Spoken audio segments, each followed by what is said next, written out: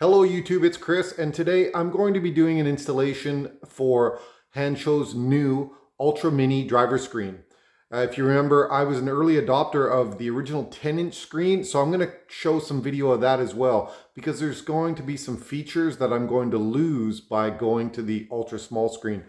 But in general, having now been a user of the Hansshow driver screen for the last couple of years, I know what I use and what I don't use. And primarily we're using the main functionality that comes from the OBD port in the car. We're not using the auxiliary applications that are built into the screen.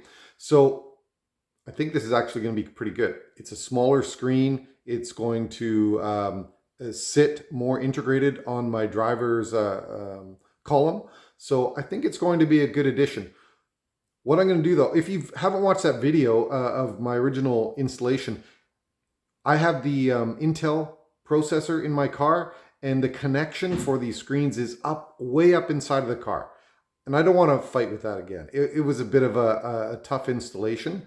You can go back and watch that video if you have the same car. I'm hoping to reuse the cabling, Hanshow's cabling that I have in place as a daisy chain or a bypass, so I don't actually have to go all the way up to that OBD 2 port that's under the right passenger side of the car, and just use their cable instead, and make my installation a little easier. So you can follow along at home. Also, you know what? I've detailed a video of pulling out all the plastic, and so I'm not going to go through that in much detail. There's lots of videos that show that, and it tends to make the video really long if I do that. So I'll just show you the quick stuff as I go through it, and then we can look more at the product. Okay, so it should be exciting, and I hope you follow along at home. Thanks. Before I take out the old screen, I just wanted to show you what we're talking about. Here's the difference in the size of the screens and the way that they mount.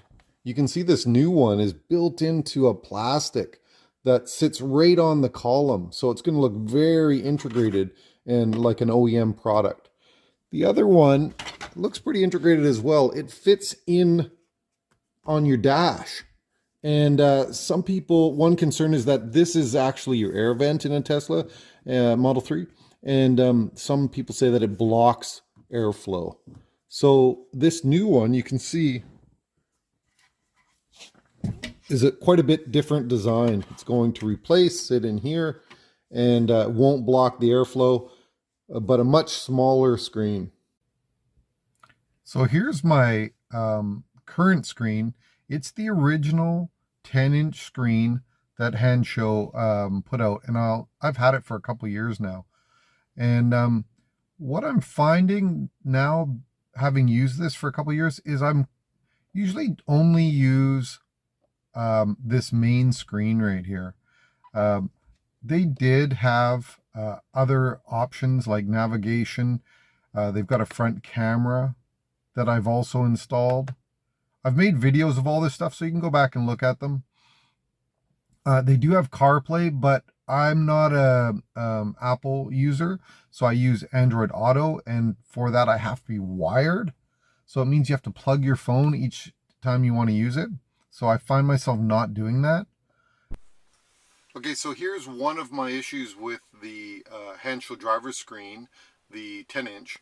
Here's my phone, and we should be able to scroll through and choose CarPlay. And CarPlay is supposed to work for Android Auto and CarPlay, so let's just choose it.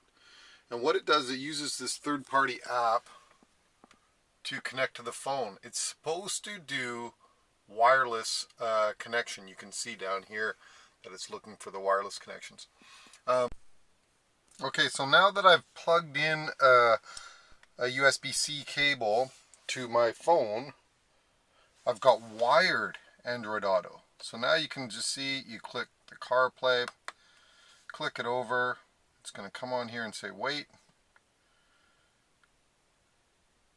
And after a period of time, there we go. We connected. And the applications are, you know, these are applications that you can't upload from the Play Store or something like that. These are built in and have never been updated in a couple years, so I tend not to use them. So there will be some things that I'm going to miss on this screen, but normally really what I want to see is when you're on hold mode, your high beams, your turn signals, your speedometer, and the maximum speed that you can travel on the highway. Those kind of things are more important to me. So I leave it on this screen basically all the time. Let's go to the garage door. So if I click on garage door and click open. Yeah. Oh, here it comes.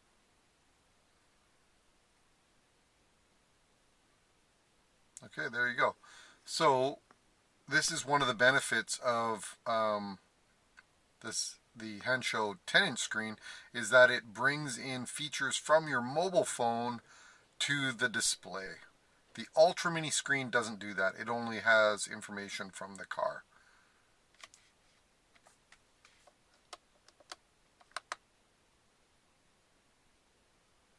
There, I just turned off the lights. And if I turn them on, let's see. There they go. So that's pretty cool. Imagine I'm turning on the lights on the house using my car. That's pretty cool. So you're not going to get that with the Ultra Mini Screen. Okay. Pretty cool. Another feature you're not going to have with the ultra small screen is the Google Assistant. So from here I can just press the wheel. What's the weather like in North Vancouver today? Today in North Vancouver, there will be showers with a forecasted high of 7 and a low of 2. Right now it's 4 degrees and partly cloudy. Here's the front camera I installed. It works with the Hansshow 10-inch screen. You can watch that video if you're interested in that. Basically, it runs a wire back through the firewall and to the unit. Okay, here's the front-facing camera. And it works in conjunction with the sensors. See, so it's telling me to stop. So that's another feature you're not going to get with the ultra small screen. Okay, and I'm going to start taking off all the plastic here. And like I say, I've made videos. There's lots of videos on the internet if you want to look at the detail on this, but you guys know how this stuff comes off. These panels come off, this pops off. That'll allow me to take off the screen, unplug it, pull the cable back, and then we'll start working on the cabling in the footwell, which is a little bit tighter than here. So I'm going to get going on that. There's no need to turn off power at this point because we're not working with any electronics. We're just taking off some of the trim pieces. These plastic panels come off pretty easy, but it's nice to have some of these tools to work with. Just it helps you not mar up the surfaces as best as possible. Okay, and very quickly, we've removed the plastic panels, and now I'm just going to get to taking out all the cabling that I put in on this old screen and removing the old screen from my vent. So let me get to that, and then we'll have a look. Okay, I got the dashboard out, and I'm happy to see that once I got the old screen removed, that I haven't damaged anything with having the screen on. So that's good news. If anybody's like me and had that original screen, it just comes off. So that's great because this will all be exposed with the new screen here. This one just fits right on the steering wheel console. The other thing I just want to note before we get started is that the cable that came with my kit, Hanssshow's cable, standard, it's nice Tessa tape covered so it won't rattle around in your car. But it is a universal cable for both the Model 3 and the Model Y, earlier Intel versions or the later Ryzen processor versions. So for my installation, I'm only using these plugs here as the pass-through from the OBD2 port. And here is our connection to the mini screen here. This is just an auxiliary. This one here is just for auxiliary, maybe a camera or something in the future, we don't know. All this cable is if you have a newer car, like a 2022. So I won't be using any of this stuff. So this will just, I'll just, you know, cable management this up inside the foot panel of the car and leave that. So the connection should be quite, much less cabling with this screen than the original one. Okay, and now I'm removing the cabling that was tied up along the dash, and I'll get into removing these plastic panels so I can gain access to the kick panel here and then go ahead and install my new cabling.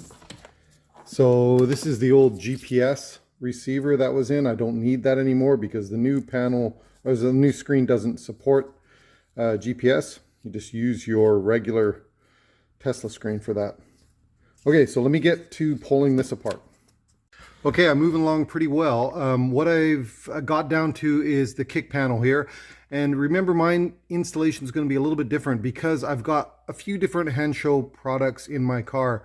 If you remember, I was one of the first guys to do the SR Plus audio upgrade with a subwoofer. And I've got lots of cabling down in this little tiny area in the kick panel. That's why I want to try to reuse the adjunct for the the connector for the Hansshow driver screen for my new screen, because I'm going to show you how much cable I have tucked under this little panel.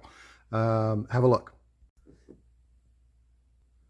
Okay, so here is the Hansshow driver screen cable, and I'm hoping to just use that connector right there rather than going all the way up to the computer, because you can see all the cable that I've got in here. This is all Hanshow's audio cabling, which also goes to that same computer. So, oh my goodness, there's a lot of cable up there. So yeah, if I can, this is a tight area, lots of cabling. See, I don't have that nice Ryzen interface plug here, which would be really easy if you just have it there. Then you're just connecting here and you have that blue plug here. I've got the older one. I've got to go way the heck up there, and I'm hoping to just leverage this cable instead. So wish me luck.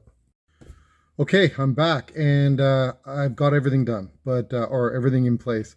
That was a little scary, actually. I got to tell you, this was the first time I've had this car that I've ever had a problem. I put the new screen in, it seemed to work all right, and then I couldn't adjust the steering wheel. I was getting a warning that my seat needed to be recalibrated. The screen, I couldn't change things on the screen. I couldn't, my wheel controls were gone. I was like, oh my goodness, what's happened? So, you know, troubleshooting, I disconnected what I had done, put back the old screen. It seemed to come on, but still none of the controls were working, and I let the car rest, go into a deep sleep, repowered on the car, repowered back up, couldn't get anything working. So finally I said, you know what? I'm just going to pull everything out, all the wiring, put it back to stock. And I noticed that the OBD2 port in the computer had fallen out, if you can believe it. So I was trying to use it as a bypass, the Hansshow cable as a bypass, when it actually fallen out. So you know what? I was right back to square one with having to do an initial installation and use that primary OBD2 port on the computer. So I did, and that's tough to do, but I guess I've got more experience now, and it was a little easier. So I used Shiva. If you've ever watched Shiva's videos, he's got the best. I used his backwards technique of lying across the chair and using the headrest here for leg support. I would not film this, so it's kind of funny, but anyway, it's all back together. So yeah, the new screen is in, the leather piece is in, and I've just ran a couple pieces of tape just to hold it in place while I put the dash back down. And what else did I do? Oh, I just used some Tessa tape to cover up that aux connection so that it doesn't bang around inside the car. And that's it. And then I'm going to take all this wiring and bundle it up somewhere under there. So let me get the dash back in so we can get it looking like a car again. Okay, so the last thing I have to do is just deal with these additional cables that I'm not going to be using. These are for the other processor, if you have it, they make connections here, which would be much easier than what I just went through. So I'm going to have to bundle these up because there's no way to detach them from the other wiring harness. So bundle them up and then make sure they fit behind the kick panel here. And you can see all the audio cables that I've already got from Hansshow running along the side. So it's pretty tight in here, but I think there's room, and we'll get that all tucked in, and then we can try it out.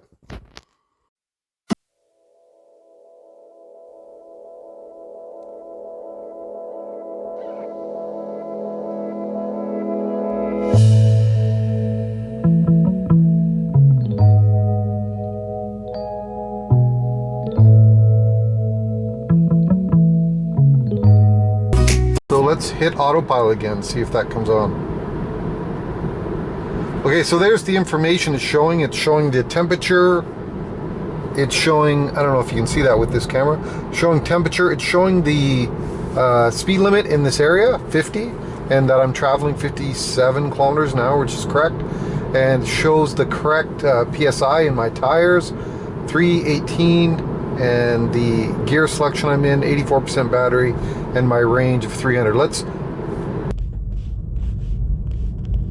Here's UI 1. It's a little busier with the tire pressure monitor in there. Yeah, I'm gonna have to play with them, see which one I like better. Enable autopilot, and what it did is there, it just shows me, let's take off autopilot. Interesting.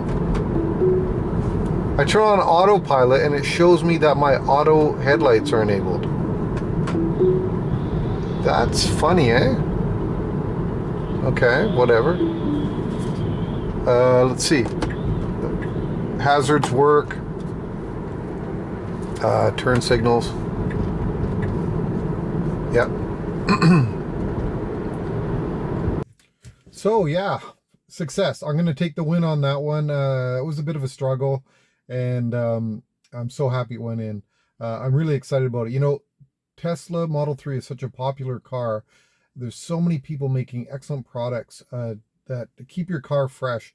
Today I feel like I'm driving a new car. I've had this car almost 3 years, and you change the display, and I feel like it's a new car again. So really excited. What I like about this screen over the original one that I had, instantly the older one feels so much more dated. Like I say, there was applications on there that I wasn't using. It was a big, thick screen with big bezels. This new one looks like a little iPhone or something sitting perfectly built-in OEM look. It looks like Tesla built it there. And so if you're looking for speed, turn signals, the basic information directly in your line of sight, this is the screen. I think it's the best one I've seen. If you're looking for larger screens, Hansshow has a whole bunch of screens, and if you haven't been to their website, check it out. They do have their big sale coming every time this year. For Black Friday, they have a big sale coming, so it's a great time to go check it out. And if you've watched this video and you enjoyed it, I hope you did. And I have a code as well. So if you apply my code when you buy something there, you can save even more money than the sales that they have on. So anyway, that was great. I'm excited. I love the new screen. And yeah, until next time, I'll talk to you later. Thanks.